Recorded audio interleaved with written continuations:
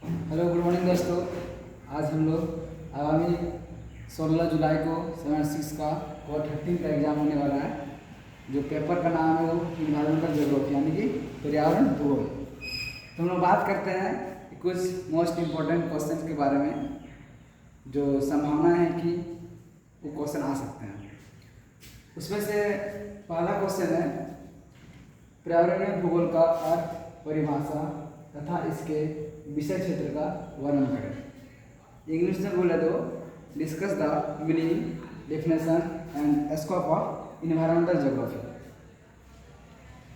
इसके बाद second question हम लोग का है पारिस्थितिकी को परिभाषित कीजिए एवं इसके विषय क्षेत्र का वर्णन करें। And discuss the definition of ecology and it's scope. Third question है पारिस्थितिकी तंत्र क्या है, उनकी संरचना और कार्य को लिखिए।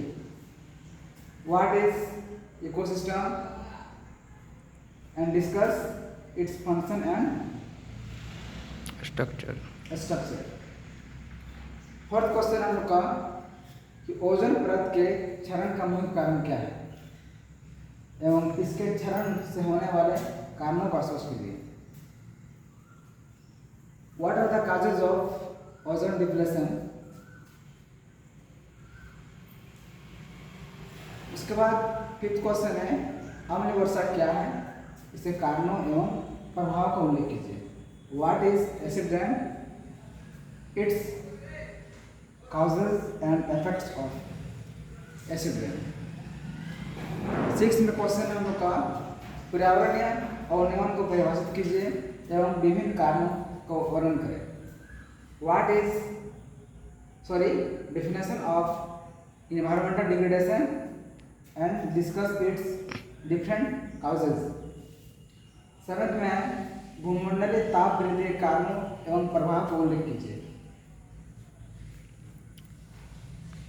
Causes the global warming and effects. एक में क्वेश्चन है यानी कि जो हम लोग का वाटर पोल्यूशन और एयर पोल्यूशन, जल प्रदूषण और वायु प्रदूषण के बारे में हम लोग का इसमें उसका जो भी कारण है यानी कि जो उसका काउजेस है, उसका जो प्रभाव है, जो उसका इफेक्ट्स है, उसके बारे में वर्णन करना है। अब मैंने जो यहाँ पे 8 क्वेश्चन लिखे हैं ये हम लोग के 4 यूनिट यानी कि 4 मॉड्यूल में से मोस्ट इम्पोर्टेंट मैंने क्वेश्चन को निकाला है वो है। और ये हम लोग का लॉन्ग क्वेश्चन में यानी कि हम लोग का जो एग्ज़ाम होता है आप लोग को पता होगा कि 60 मार्क्स का होता है। उसमें से ग्रुप ए होता है, ग्रुप बी होता है। ग्रुप ए में कंपलसरी होता है, ठीक है, जिसमें हम लोग का ए बी करके रहता है। ग्रुप ए में भी ए बी बटा हुआ रहता है। ए में रहता है 6 क्वेश्चन और बी में रहता है 3 नंबर का 2 क्वेश्चन। वो हम लोग कंपलसरी है, वो हम लोग को बनाना ही होता है। उसका ग्रुप बी में होता है 8 क्वेश्चन लॉन्ग क्वेश्चन, ठीक है, 2 नंबर से लेकर 9 तक। बोर्ड का बच्चा क्या करते हैं 8 का 8 बना देते हैं, जो कि सबसे बड़ा बुड़बक काम है और सबसे बड़ा गलती हम लोग वहीं पर करते हैं। ग्रुप बी में हम लोगों को 8 क्वेश्चंस में ओनली 4 क्वेश्चंस को बनाना है, ठीक है, यानी कि उनमें से हमको मात्र 4 क्वेश्चन का आंसर देना है। अब हम लोग बात करते हैं आखिर हम आंसर राइटिंग कैसे करें। तो मैं आप लोगों को बताने वाला हूँ कि हम लोग एग्जाम में आंसर राइटिंग कैसे करें। सबसे पहले हम लोग का जो कॉपी होता है एग्जामिनेशन का इसी प्रकार से होता है। आप लोग जानते हैं, आप लोग अभी तक लगभग 5 सेमेस्टर का एग्जाम दे चुके हैं, इस चीज़ से भली भांति परिचित है, बट कहीं ना कहीं हम लोग मिस्टेक करते हैं।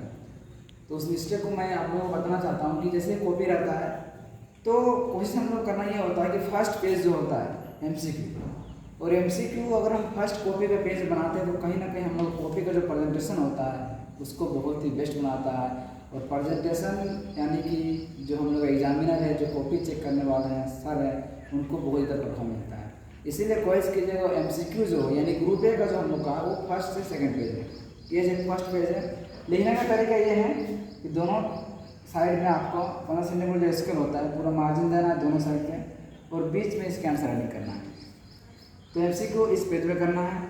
इसके बाद जो ग्रुप ए का जो बी नंबर क्वेश्चन है, 3 नंबर का 2 क्वेश्चन, उसको हाँ अब बात यहाँ आता है कि 3 नंबर का क्वेश्चन हम लोग कितना लिखेंगे। तो 3 नंबर का क्वेश्चन में ओनली एक साइड के एक पेज लिखना है, यहाँ ग्रुप ए का ए दे दिए, ठीक है, उसका ओनली हम लोग को एक पेज लिखना है, 3 नंबर का क्वेश्चन।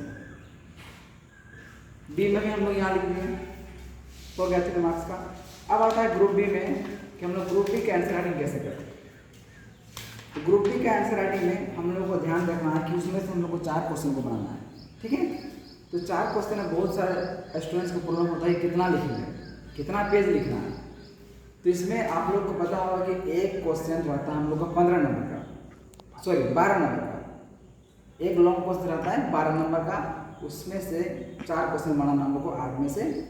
तो 12 जो है आप लोगों को बताना चाहूँगा, ये हम लोग का कॉपी है, इसमें हम लोग का 4 से 5 पेज आंसर देना है लॉन्ग क्वेश्चन में, ठीक है। इस टाइप में आपको दोनों तरफ में आंसर राइटिंग कर मार्जिन कर लेना है स्केल से। एक पेज होगा ये, ठीक है, फिर एक पेज ये, फिर एक पेज ये, 3 हो गया और ये 4। अगर जिनका राइटिंग अच्छा हो और लिख पाते हैं तो 5 मैक्सिमम 5 तक, ठीक है। ये आपका लॉन्ग क्वेश्चन का है, 4 से 5 पेज तक आपको आंसर लिखना है। और आंसर राइटिंग से आप लोग को ध्यान देना है कि आंसर को जितना पॉइंट बनाए और जितना उसको फ्लो चार्ट, डायग्राम और मैप के द्वारा यूज करें, ताकि हम लोग कॉपी का जो प्रेजेंटेशन हो बेस्ट बने, ठीक है। कम ही लिखे, 4 पेज लिखे, ये नहीं कि 8-10 पेज लिखे हम लोग और कॉपी से को उनको समझ ही नहीं आ रहा कि आखिर बच्चा क्या लिखा है। तो इस चीज़ को गौर कीजिएगा। उसके बाद आता है टाइम मैनेजमेंट। बहुत जगह होता है कि लॉन्ग क्वेश्चन में 4 में से 3 बनाए, 1 छूट गया, यानी कि 1 छूटा मतलब 12 नंबर आपका सॉलिड चल गया है। तो इसमें आप लोग को ध्यान देना है कि हम लोग 3 घंटे में यानी कि टोटल 180 मिनट, ठीक है। तो कैलकुलेशन से एमसीक्यू में 10 मिनट और जो 3 का है उसमें आपका 20 मिनट, यानी कि 30 मिनट ग्रुप ए में। बाकी जो हम लोग का 150 मिनट यानी कि 150 मिनट जो बचा 2.5 घंटा, इसमें पर लॉन्ग क्वेश्चन पे हम लोगों को ध्यान देना होगा कि एक लॉन्ग क्वेश्चन पे 30 से 35 मिनट एक लॉन्ग क्वेश्चन पे आपको देना है, उससे अधिक नहीं। जिससे हम लोग को अगर 30 मिनट एक क्वेश्चन पे लगता है या 35, यानी कि 35 इंटू 4 कितना हो जाएगा 0,